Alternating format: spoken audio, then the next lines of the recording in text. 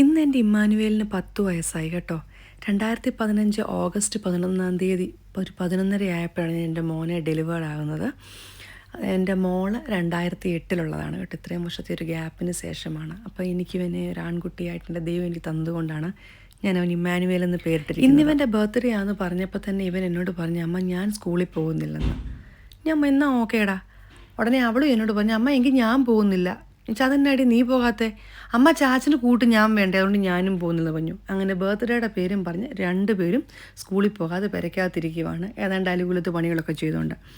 അപ്പോൾ ഇന്നലെ ഉണ്ടല്ലോ ഇവനോട് ഞാൻ പറഞ്ഞു, മോനെ, അപ്പോൾ അവൻ എന്നോട് ചോദിക്കുന്നുണ്ട്, എന്താ അമ്മയെ കേക്കൊന്നും മേടിക്കുന്നില്ല? സാധാരണയായിട്ട് എൻ്റെ വാർഡിൽ ഒരു നല്ല കേക്ക് ഉണ്ടാക്കുന്ന ഫിലിപ്പിനോ സ്റ്റാഫുണ്ട് കേട്ടോ. പുള്ളിക്കാരിയാണ് നല്ല വൃത്തിക്ക് കേക്കൊക്കെ ഉണ്ടാക്കിക്കൊണ്ട് വരുന്നത് എല്ലാവർക്കും. അതായത് നല്ല എന്താ പറയുക, നല്ല നല്ല ഡിസൈനൊക്കെ ചെയ്ത് നല്ല ബ്യൂട്ടിഫുൾ ആയിട്ടുള്ള കേക്ക്. അപ്പം ഞാൻ പറഞ്ഞു, ഇല്ല മോനെ, അമ്മ ഒരു കേക്ക് ഉണ്ടാക്കി നോക്കട്ടെ എന്ന് പറഞ്ഞ് അങ്ങനെ ഞാൻ നോക്കിയിരുന്ന് പഠിച്ച് കേക്ക് ഉണ്ടാക്കിയതാണ് കേട്ടോ. പക്ഷേ എനിവേ എനിക്ക് ഇഷ്ടപ്പെട്ടു ഒത്തിരി. കാരണം ഞാൻ ഇത്രത്തോളം അതൊരു സക്സസ് അതിലേക്ക് വരുമെന്ന് ഞാൻ പ്രതീക്ഷിച്ചില്ല. കാരണം എന്താണെന്ന് ചോദിച്ചാൽ, ഞാൻ ഇന്നലെ അത്രയും എഫേർട്ട് ഇട്ട് ഉണ്ടാക്കി കഴിഞ്ഞ് ഞാൻ രാത്രി എനിക്കൊന്ന് കിടന്ന് ഒരു 1:30 ആയി. പിന്നെ മോളെ എനിക്ക് വിടാൻ വേണ്ടി സ്കൂളിൽ, മൂത്ത മോളെ വിടാൻ വേണ്ടി എനിക്കൊരു 4:30 4:45 രാവിലെ എണീച്ചാലേ, കാരണം അവൾക്കൊരു 5:40 AM ആകുമ്പോഴത്തേക്ക് ബസ് വരും കേട്ടോ. അപ്പോൾ രാവിലത്തെ ബ്രേക്ക്ഫാസ്റ്റൊക്കെ ഉണ്ടാക്കി ഇവരുടെ താളത്തിനൊത്ത് തുള്ളി നിന്ന് വരുമ്പോഴത്തേക്ക് ഞാനൊരു 4:45 എണീക്കണമെങ്കിലേ കാര്യം നടക്കത്തുള്ളൂ. അപ്പോൾ എനിക്ക് ഭയങ്കര ടയേർഡായിരുന്നു. അപ്പോൾ ഞാൻ വിജയ് എനിക്ക് ഉച്ചക്കത്തേക്കൊന്നും ഉണ്ടാക്കാൻ പറ്റത്തില്ല. ഒന്നാമത്തെ കാര്യം എനിക്കങ്ങ് ഉറക്കക്ഷീണം. അപ്പോൾ ഇന്ന് എനിക്ക് നൈറ്റ് കൂടാ. അപ്പോൾ ഈ നൈറ്റിന് പോകണമെന്നുണ്ടെങ്കിൽ ഈ പണിയും ചെയ്ത് തരുകൊണ്ട് നടക്കത്തില്ലല്ലോ.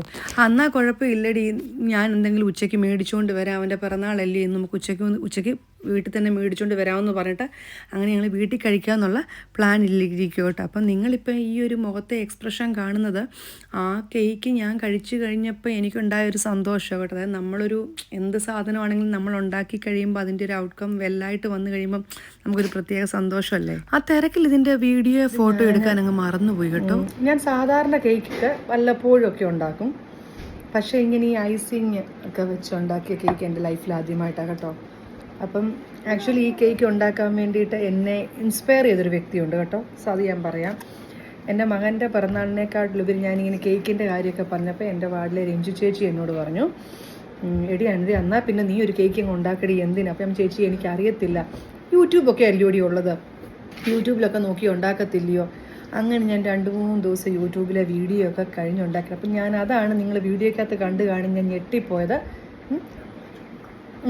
ആ കേക്കിൻ്റെ അത്ര ടേസ്റ്റ് ഉണ്ടായിരുന്നു. അപ്പം ഞാൻ അന്നേരം ഒരു സ്വല്പമേ കഴിച്ചുള്ളൂ. ഇനിയിപ്പം നമുക്ക് ആക്ച്വലി ഉണ്ടല്ലോ, എനിക്കിങ്ങനെ ഡെക്കറേഷൻ ഒന്നും ചെയ്യാൻ അറിയാവുന്ന ഒരു വ്യക്തിയാണ് കേട്ടോ. ഇങ്ങനെ അതൊക്കെ യൂട്യൂബിൽ നോക്കി പഠിച്ചതാണ്. സോ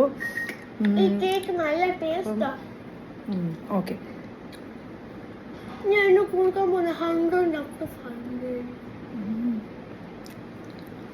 ഉണ്ടാക്കിക്കൊണ്ട് പറയുമല്ല,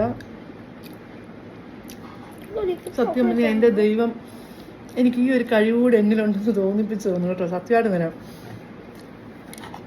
അത്രയ്ക്ക് ടേസ്റ്റ് ചെയ്യാം. ബട്ട് ഇതിനകത്ത് കുറച്ച് എന്താ പറഞ്ഞാൽ അത്ര അങ്ങ് ഫുൾ ഒരു ബേക്കേഴ്സിൻ്റെ പെർഫെക്ഷൻ ഒന്നും ചോദിച്ചാൽ ഇല്ല. But all over it's good. അപ്പോൾ കേക്ക് മുറിയൊക്കെ കഴിഞ്ഞപ്പോൾ വിജയാന്നേ ഉച്ചയ്ക്ക് ഭക്ഷണം മേടിച്ചുകൊണ്ട് വന്നതായിരുന്നു കേട്ടോ. ചിക്കനും എനിക്ക് തോന്നുന്നു ടർക്കിഷ് റെസ്റ്റോറൻറ്റിലെ ഫുഡാണെന്ന് തോന്നുന്നു. കുറച്ച് റൈസും എല്ലാം കൂടെ. കുഴപ്പമൊന്നുമില്ല, ദൈവത്തിൻ്റെ കൃപയാൽ ഭംഗിയായിട്ട് അങ്ങനെ കുഞ്ഞിൻ്റെ ബർത്ത്ഡേ ഒക്കെ സെലിബ്രേറ്റ് ചെയ്തു.